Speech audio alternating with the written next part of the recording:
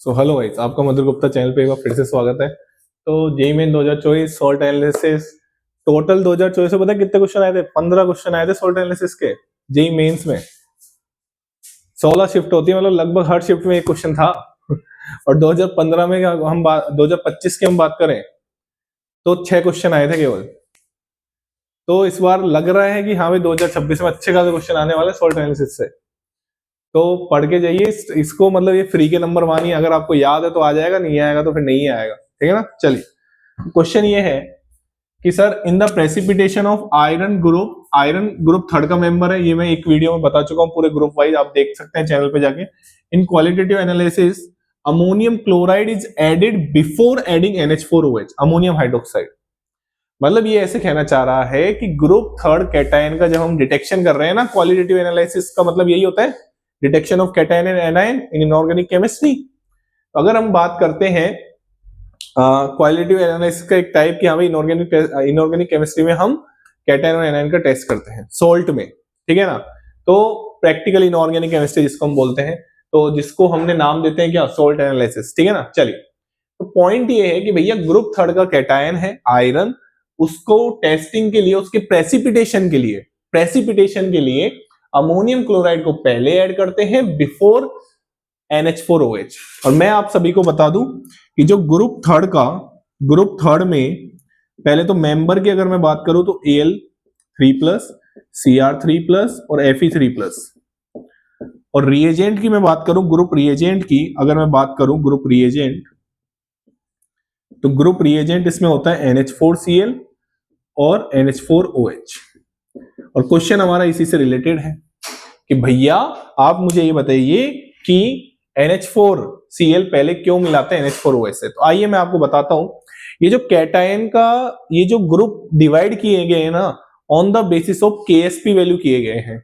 On the basis of option देख लो, option अपने आप आ जाएगा।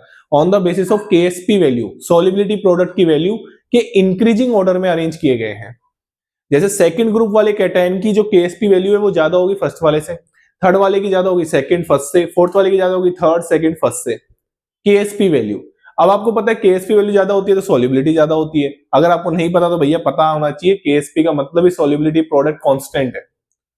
तो सॉल्युबिलिटी जितनी ज्यादा होगी उतना ही ज्यादा KSP होगा, और जितना ज्यादा KSP कम होगा उतना ही कम सॉल्युबिलिटी होगी। अब आप इसको इस चीज से देखते थे, बताऊं किस चीज से, कि सर KSP QIP के बराबर होता है ना। अगर हम बात करते हैं KSP, ध्यान से सुनना, KSP की अगर हम बात कर रहे हैं, अगर सर KSP QIP से ज्यादा होता है तो कोई प्रेसिपिटेट नहीं बनता। QIP क्या होता है, आयनिक प्रोडक्ट। इक्विलिब्रियम कंडीशन में अपन बात नहीं करते ना, कांस्टेंट नहीं है, या आयनिक प्रोडक्ट सिंपल बोल सकते हो। किसका आयनिक प्रोडक्ट, किसका, कैटायन और एनायन का, ठीक है ना, सिंपल आयनिक प्रोडक्ट भी बोल सकते हो। अगर KSP कम हुआ QIP से तो हम ये बोलते हैं कि भैया यहां पे क्या होगा, इस वाली कंडीशन में प्रेसिपिटेशन अकर हो जाएगा, इस वाली कंडीशन में प्रेसिपिटेशन अकर हो जाएगा। जी हाँ, कि अगर आयनिक प्रोडक्ट ज्यादा हो गया किससे, KSP से। तो आयनिक प्रोडक्ट ज्यादा कब होता है, जब आयंस की कंसंट्रेशन ज्यादा हो तो आयनिक प्रोडक्ट ज्यादा हो जाता है, तो प्रेसिपिटेशन हो जाता है। उसी के बेस पे क्वेश्चन है। आइए मैं समझाता हूं आपको क्या कहना चाह रहा हूं मैं। इसको मैं रफ कर रहा हूं क्वेश्चन को ऊपर से, इस क्वेश्चन का कोई काम नहीं है, क्वेश्चन हमने पढ़ लिया है, आराम से देखिए। अब आप जब NH4OH का डीकम्पोजिशन देखेंगे ना बेटा, तो NH4OH का जो डीकम्पोजिशन होता है वो ऐसे होता है, बेस है ना, वीक बेस है, ऐसे टूटता है, ये सभी को पता होगा, आयनिक इक्विलिब्रियम में हम बात करते हैं, ठीक। अब अगर आप इसमें NH4Cl पहले मिला रहे हैं, तो NH4Cl क्या होता है, स्ट्रॉन्ग इलेक्ट्रोलाइट है, ठीक है ना, सॉल्ट हम बात करते हैं। तो ये क्या किसमें टूटेगा, NH4+ और Cl- में। आराम से देखो।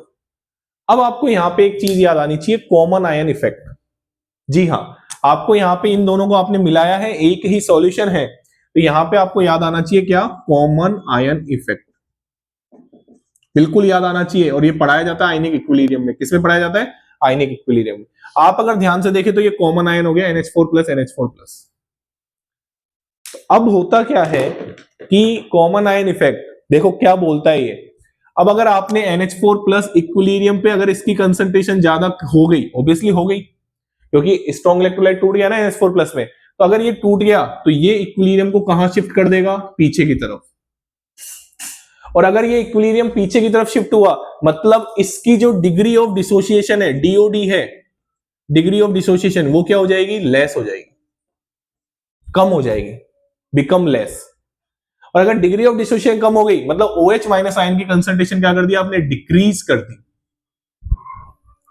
वापस कुछ समझ में आया आपको? ये आयनिक इक्विलिब्रियम का कॉन्सेप्ट है कि जब कॉमन आयन आ जाता है, कॉमन आयन कौन है, NH4+, NH4+ की कंसंट्रेशन बढ़ गई इक्विलिब्रियम में, तो इक्विलिब्रियम कहां शिफ्ट होगा, बैकवर्ड डायरेक्शन में, बैकवर्ड डायरेक्शन में शिफ्ट होगा मतलब इसका कन्वर्जन क्या हो जाएगा, कम हो जाएगा। तो डिग्री ऑफ डिसोसिएशन क्या हो जाएगी, कम हो जाएगी due to common ion effect. यहां पे कॉमन आयन कौन है, NH4+। अब अगर यहां इसका डिग्री ऑफ डिसोसिएशन कम हुआ मतलब OH माइनस आयन की कंसंट्रेशन क्या होगी, कम। तो सर आप बार बार ये बोल रहे हो OH माइनस आयन की कंसंट्रेशन कम, मैं आपको एक चीज बता देता हूं, अच्छे से सुनना। जो ग्रुप थर्ड का कैटायंस है ना, इनकी जो KSP है वो बहुत लो है, KSP जो बहुत लो है, तो इनको है ना low concentration of OH minus ion चाहिए। क्या चाहिए इनको, low concentration of OH minus ion चाहिए, ज्यादा नहीं चाहिए। OH माइनस आयन की कंसंट्रेशन इनको क्या चाहिए, कम चाहिए। अब अगर आप, अब सुनना ध्यान से, अब मैं कॉन्सेप्ट बताने जा रहा हूं। अगर आपने NH4Cl नहीं डाला ना तो यहां पे OH माइनस आयन ज्यादा रिलीज हो जाएंगे।